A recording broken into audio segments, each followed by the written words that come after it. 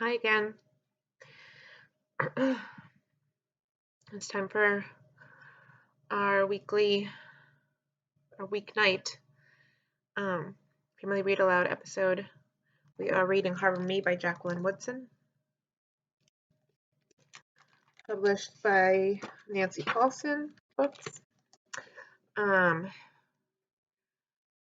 I am gonna, I've said this before in earlier episodes, but this author writes for young kids, elementary school kids, young adults. She's really worth checking out her other work. She's a really important author, so I wanted to highlight her with this family read aloud, but I just wanted to reiterate that she does have a lot of other works that she has written that are phenomenal.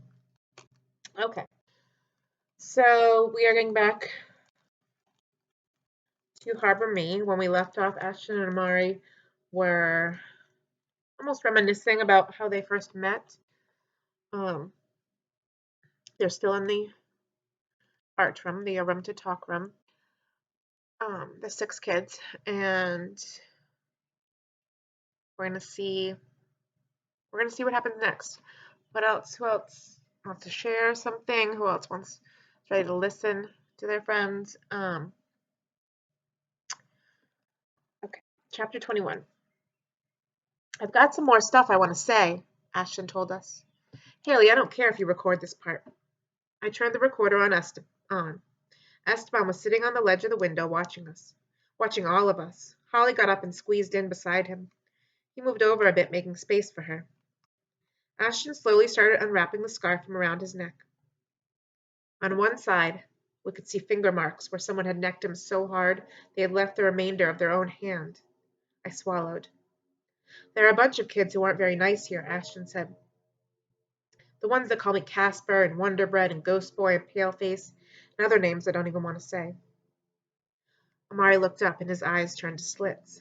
Who did that to you? Ashton shrugged. Nah, man, tell me, who did that? Yeah, Tiago said, who did that to you? Some 8th graders, Ashton whispered. I don't know them. They just do it to be stupid, for laughs. You can be stupid and laugh without hitting somebody, Amari said. That's messed up. I know. Ashton gently touched his own neck. Not like I can do something about it. It's just what happens. Like the way kids laugh at us sometimes in the cafeteria, right? We don't care. I care, Holly said. I know I shouldn't, but I do. Me too, Tiago said. I hate it. Yeah, but if we say something, they're just going to laugh harder. Ashton was right. We were different, but most days we believed Miss Laverne when she told us how special we were. How smart, how kind, how beautiful, how tons of successful people had different ways of learning. But some days it got inside us, like now. Where'd they get you, bruh? Amari asked. Ashton shrugged. Outside the schoolyard. We all got quiet again. You know how in the middle of the yard there's that huge flagpole, Ashton said, and up at the very top there's the flag? He looked at each one of us, and we all nodded. Well, on that first day I got here, I stared up at that flag thinking this is happening all over America. All over America, kids were walking into schoolyards and classrooms and the American flag was waving. All over America, kids were saying the Pledge of Allegiance, saying indivisible with liberty and justice for all. All over America we had memorized this, but did anyone know what it meant? Nah, Mari said, not really, not back then. I didn't either, Ashton said, but it gave us a sameness. I stood in the schoolyard looking up at that flag and I felt something. Not just like a new kid, not just like a white kid, but like I was a part of everybody running and jumping and playing all over America. Not just in our schoolyard, I mean everywhere. I know, right? Holly said. Like thousands and thousands of kids all over the country got decked out in their new school clothes and were all excited for their first day of school.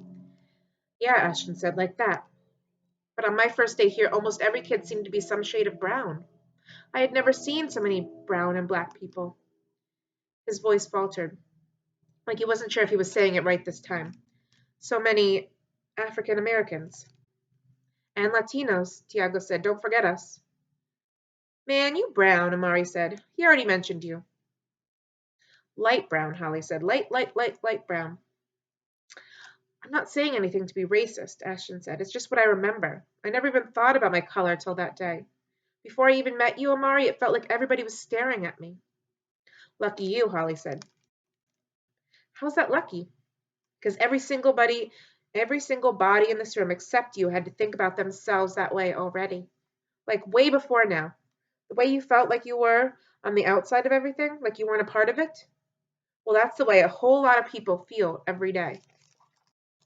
Amari and Esteban nodded. It's true, Tiago said, like the way people sometimes look at me just because I have an accent.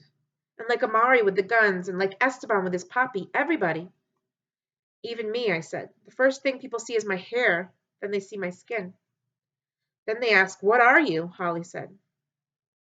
You got the white pass, Ashton, until now. I hear you, Ashton said, but I never asked for a white pass. You didn't have to, Holly said, but all I can say is, welcome home. Ashton looked confused until Holly smiled. You're one of us now. Ashton leaned back in his chair, and slowly he smiled. Yeah, he said, I'm one of us now. Club us, Amari said. The membership requirements are kind of messed up, but whatever.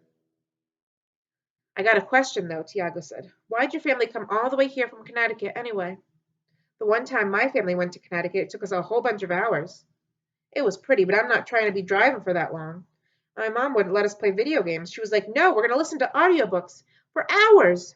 So not fair, Amari said. What are you talking about, Holly said. You like to read, Amari. You read all the time, except when you come here, then you draw. But in class, I always see you with the book. Yeah, I know that.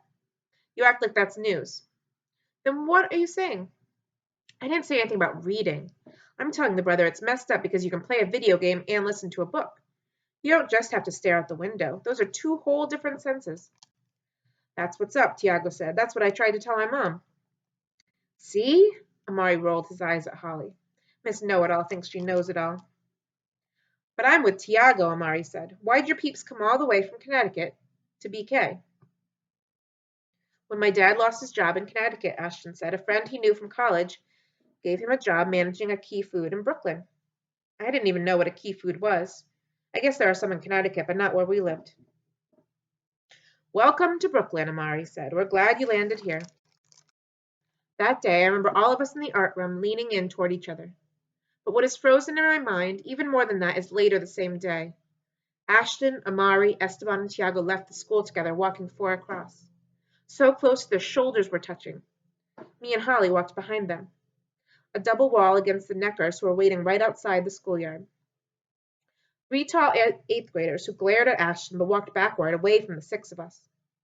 3 tall 8th graders who looked from Amari to Tiago to Esteban to Ashton, then kept looking to me and Holly, then turned and walked quickly, really quickly, away from all of us. Chapter 22. The first time we saw Esteban smile, really smile again, was in December. It was because of poetry. The Thursday night before he had gotten a letter from his father, who was still in Florida at the detention center. At least he's still in this country, Esteban said, even though he's far away. And he's okay, I said. Okay-ish, Holly said, but that's better than nothing, right? Esteban had come down from the windowsill and was sitting with us in the circle. He unfolded the letter from his father. It was written on yellow legal pad paper. Esteban handled it delicately as we all leaned in to look at it with him. His father's handwriting was small and careful, each letter so clear it almost looked typed.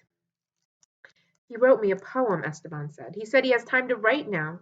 He said when he writes, it's like he's back in the apartment with us. Nobody can touch it, he said. We all put our hands down in our laps. Even Holly lowered her needles. That's cool with me, Amari said.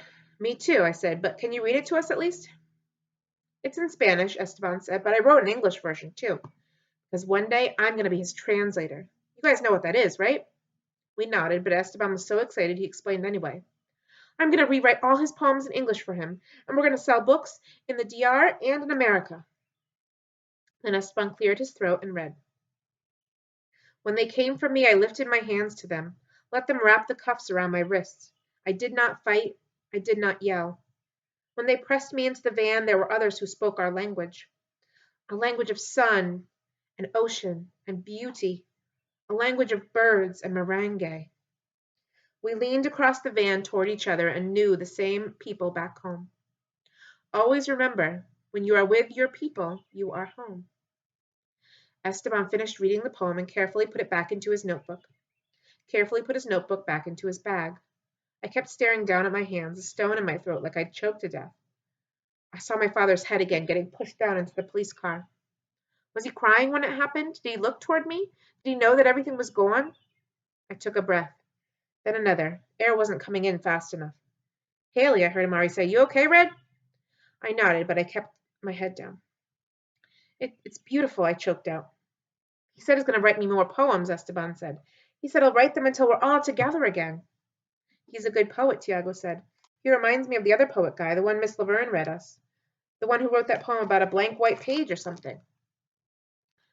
Alarcón, Holly said. Francisco Alarcón. I tried to remember Alarcón, but I couldn't. My head felt so heavy. Maybe this was the weight of the world people talked about. The gray ghost that took your breath and your words.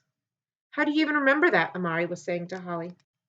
Because she said his name 100 times and wrote it on the board. Geez, how do you not remember that? Yeah, Tiago said, that guy. He's going to write me more of them, Esteban said. He promised, and I'll read them in English and Spanish because it's for both languages. That's what's up, Amari said.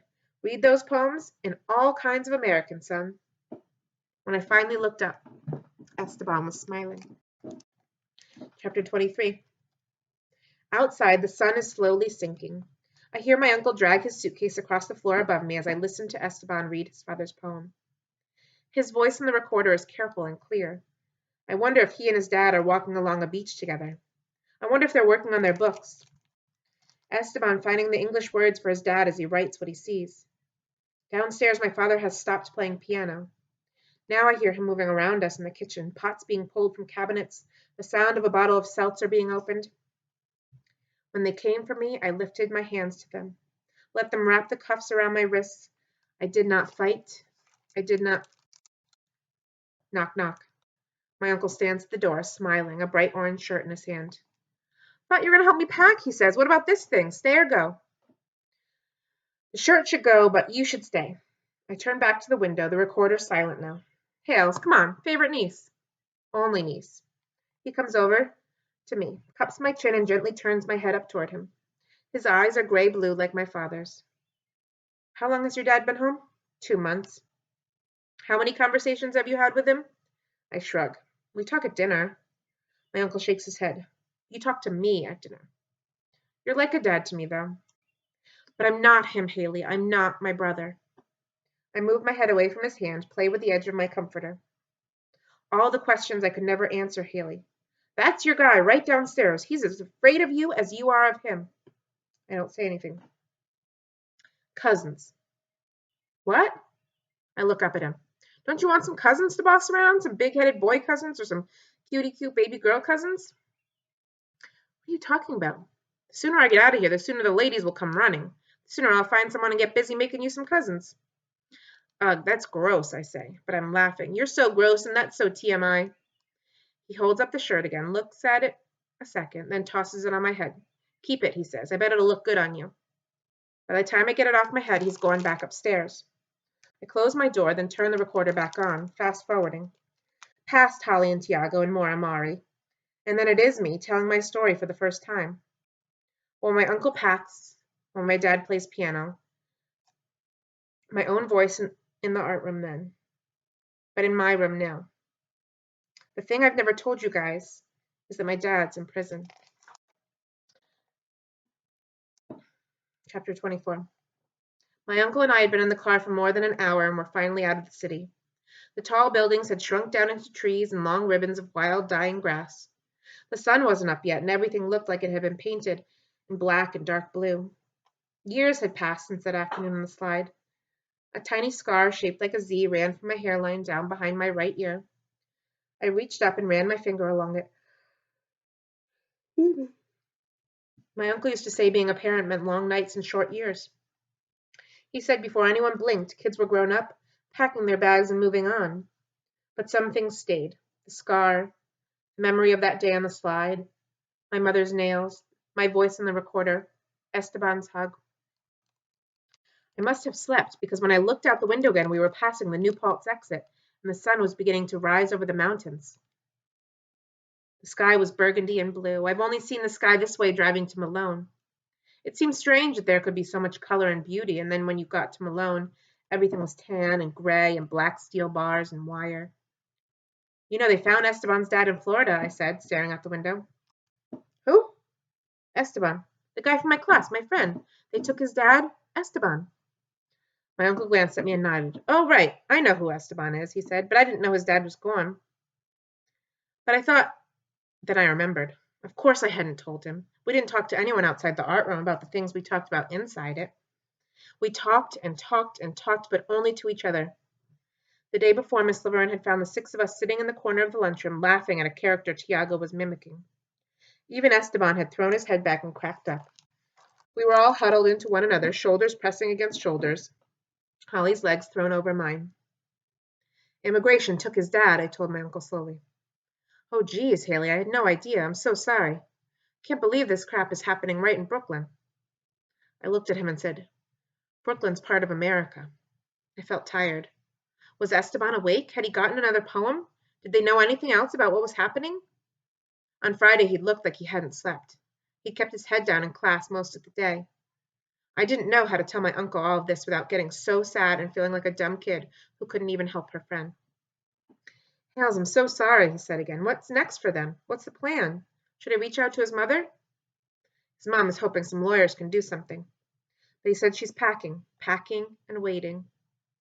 I didn't want to talk about it anymore. It suddenly felt like I was betraying Esteban, betraying the art room. My uncle was a grown-up. What did he understand about 6 kids talking? What did anybody besides me, Tiago, Holly, Amari, Esteban, and Ashton understand? Nothing. Nothing at all. Geez, my uncle said again. Yeah, I said, geez. Outside, the farther we got into the mountains, the faster the wind rushed past the car. I leaned against the window. My uncle drove in silence. The mountains went from burgundy to pink to green and brown. The sun, as always, rose. Chapter 25. This time, when we got to Malone, my dad came down immediately and hugged me so hard I thought my shoulder bones would crack. He and my uncle looked so much alike, no one could ever say they weren't brothers. But now my dad looked so much older. He had dark circles under his eyes and was wearing the glasses with thick black frames that he usually only put on to read. I just couldn't get myself down here last time, my dad said. So sorry, I was having one of those days and it turned into the longest month of my life. I stood there listening to him. I wanted to tell him that when someone drives almost to Canada to see you, you ignore those days. You push past them. I wanted to ask him how come I knew this as a kid and he didn't know it as a grown-up. But I didn't say any of this. I just nodded, said, it's okay. At least we're all together now, right? Because that part was true. I thought about Esteban's father being so far away from him and him not even being able to visit.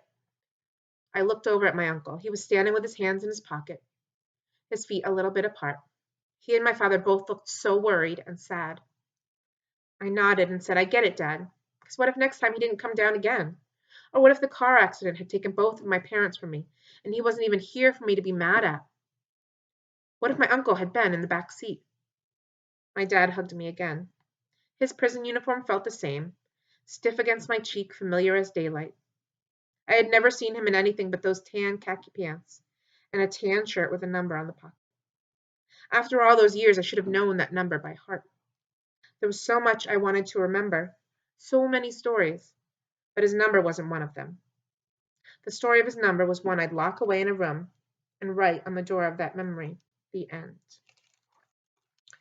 Okay, we will pick back up with chapter 26 tomorrow evening. Okay. Be well out there. Be safe. Till tomorrow.